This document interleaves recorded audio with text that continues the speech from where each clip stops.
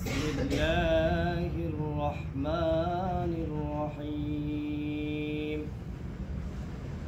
يرفع الله الذين آمنوا منكم والذين أوتوا العلم درجات والله خبير بما تعملون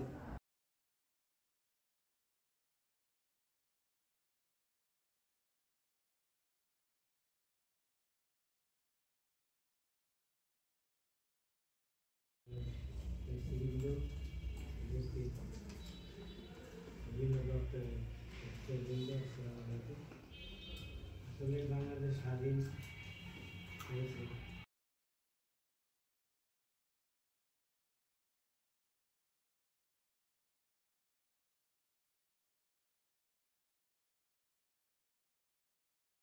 এই হিসেব যখন শুরু করা হয় তো কয়েক হাজার বুদ্ধিজীবী পাওয়া যায় যারা হচ্ছে গিয়ে শহীদ হয়েছিলেন।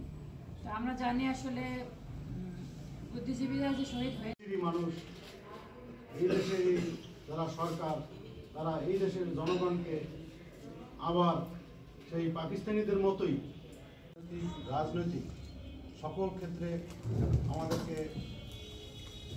তারা করে আসছিল। তার ফলশ্রুতিতে বুদ্ধিজীবী শহীদ হয়েছেন আমাদের এই সময়ে। তো এই বুদ্ধিজীবী শহীদ কতজন হয়েছেন সেটা নিয়ে যে পরিসংখ্যান সেটা এক এক জায়গায় আসলে এক এক রকম আছে। প্রশংসা করেছেন যে আসলে বাঙালির এই জনপদের মানুষের আপোষ করার নীতিটা আসলে খুব কম। এখানে যারা বীর মুক্তিযোদ্ধা আছেন তারা নিশ্চয়ই আমার সাথে একমত হবেন যে আমরা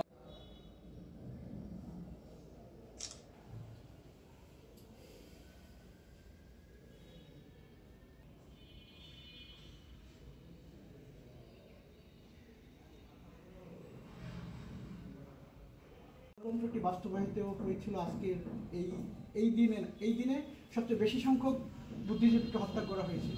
তার মধ্যে ছিলেন শিক্ষক, সাহিত্যিক, সাংবাদিক, ডাক্তার। যে মূল লক্ষ্য সেই লক্ষ্যকে বাস্তবায়ন করার জন্য অনুষ্ঠানের শুরুতে আমি 1 মিনিট নীরবতা পালন করার জন্য সবাইকে আমরা গভীর শ্রদ্ধাচিত্তে সেই সকল বুদ্ধিজীবীদের অবনত মস্তকে স্মরণ করছি। আমরা স্মরণ করছি 1952 থেকে 71 পর্যন্ত যারা শহীদ হয়েছেন তাদেরকে আমরা স্মরণ করছি।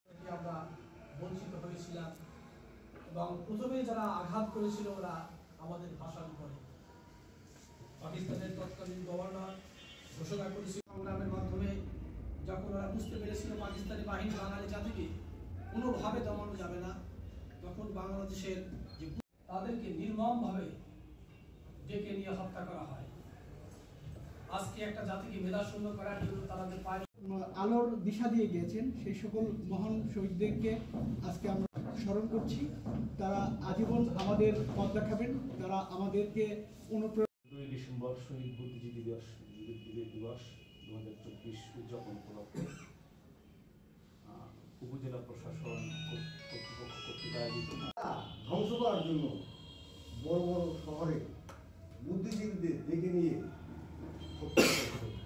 অমানবিক নির্যাতন করেছে। তারা আসলে চিরদিন দিশারি রবেন আমাদের জাতির যে বুদ্ধিভিত্তিক আন্দোলন, আমাদের যে সমৃদ্ধি, আমাদের যে উন্নয়ন, সমগ্র কর্মকাণ্ডে আমাদের। আমি সকলকে উদারত আহ্বান রাখি এবং বাংলাদেশ জামাত ইসলামের পক্ষ থেকে সকলকে আন্তরিক শুভেচ্ছা জ্ঞাপন করে আমি আমার সংক্ষিপ্ত কথা এখানে রাখছি। আসসালামু আলাইকুম ওয়া রাহমাতুল্লাহি ওয়া বারাকাতুহু। নলছিটি উপজেলা নির্বাহী কর্মকর্তা যাদের আত্মত্যাগের বিনিময়ে আমরা আমাদের স্বাধীনতা সবাইকে বিদেশে প্রাককালে এই আলোচনা অনুষ্ঠানে আমাদের শহীদ বুদ্ধিজীবী দিবস উপলক্ষে বক্তব্য প্রদান করেছেন। তাদের মাধ্যমে বুদ্ধিজীবী ইতিহাসের মাধ্যমে যতটা আমরা জানতে পেরেছি যে একটি দেশ, একটি জাতিকে ধ্বংস করতে হলে ওই দেশের মাতৃভাষা